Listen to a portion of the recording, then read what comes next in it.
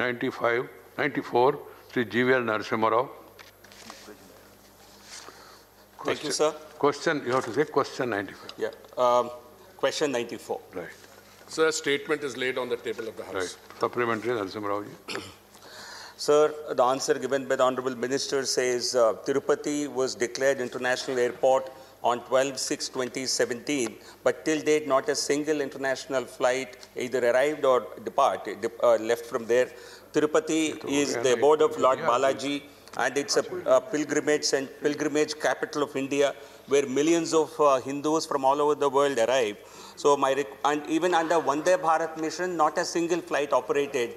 Most people in the Gulf who belong to Rayalaseema region, they actually had to arrive in Hyderabad and travel long distances. I'd like to request Honorable Minister to take initiative and do whatever best possible to commence international operations. Mantri ji. Sir, thank you, sir. The honourable member has been pursuing, as indeed other honourable members have. Sir, Tirupati was declared an international airport on 12 July 2017. Now, this requires action on two fronts. One is for the central government, which is a party to its being declared as an international airport, to provide customs and immigration facilities there. And that has been done. The issue is, and the honourable members raised this about not a single international flight. So flights are operated by air carriers. And the air carriers take their decisions based on their assessment of demand and economic viability of the route. The honourable member mentioned it's the abode of Lord Venkateshwara. Sir, we are all disciples. There is a 65, 70,000 disciples visit the shrine every day. The issue is, if international flights have to be operated from there, we can encourage the airline. I must share with you, sir, we are encouraging the airlines to operate flights, not only international but other flights.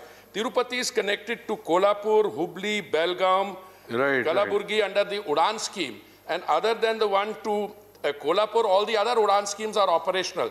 But for it to become an international airport, sir, once it opens up, once traffic opens up, we will encourage the airlines based on traffic. Insofar as Vande Bharat is concerned, sir, Vande Bharat flights are being carried out again to the major metropolises. Right. Second supplementary. Sir, about domestic air cargo terminal in Tirupati, that also is ready for operation. I would request the Honourable Minister, he said security clearance is to be obtained. I've been pursuing with various authorities. I would request an interministerial coordination to ensure that domestic freight operations begin at the earliest, because that gives additional revenue to the airlines and allows passenger fares to go down. Also, runway extension, by what date can it be completed? I'd like to know from the Honourable Minister. Mantri ji. Sir, there are two parts. One is the freight operations.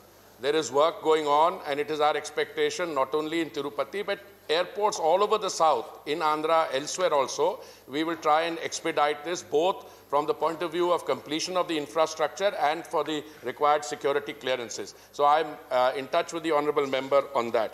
On the other issue which the honourable member has raised about Cargo. No, extension of the runway. Sir, all airports in Andhra, including Tirupati in particular, Tirupati just now can take flights of A320, but some land has to be made available. Some of it has. Then we will extend the runway so that 777 and wide-bodied aircraft can also come. But I want to ensure the honourable member that this is being done in all the other airports in Andhra as well. Right. Srimati